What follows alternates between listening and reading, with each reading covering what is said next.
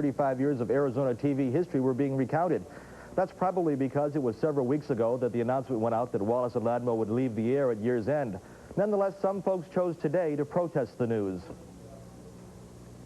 Usually receive protests from viewers over shows they don't like on the air. However, Channel 5 was picketed Thursday by some viewers who have liked what they've seen for more than 3 decades, including this little girl named Audrey. I watch it almost every day.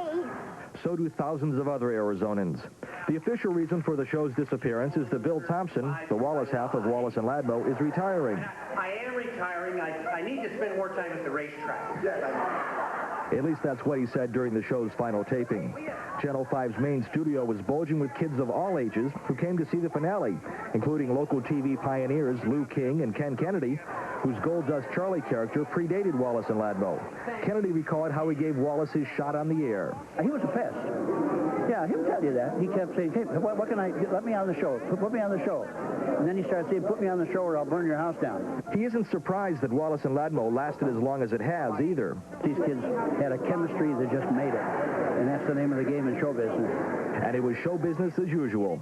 Wallace and Ladmo and Jody hammed it up. Dropping in for visits were Pat McMahon's characters of Boffo the Clown, Captain Super, who declared that he plans to run for a seat in the U.S. Senate, and Marshall Good, who interrupted Arizona balladeer Dolan Ellis.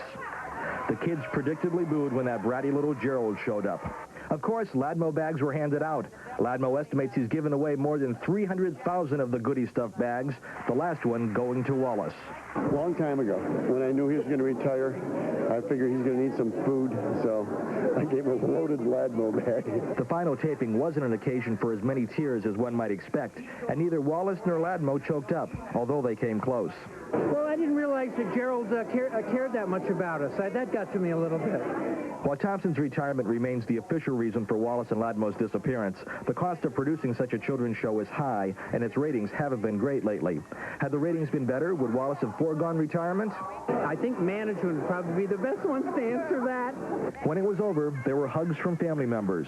More memorable, though, was the standing ovation at the beginning.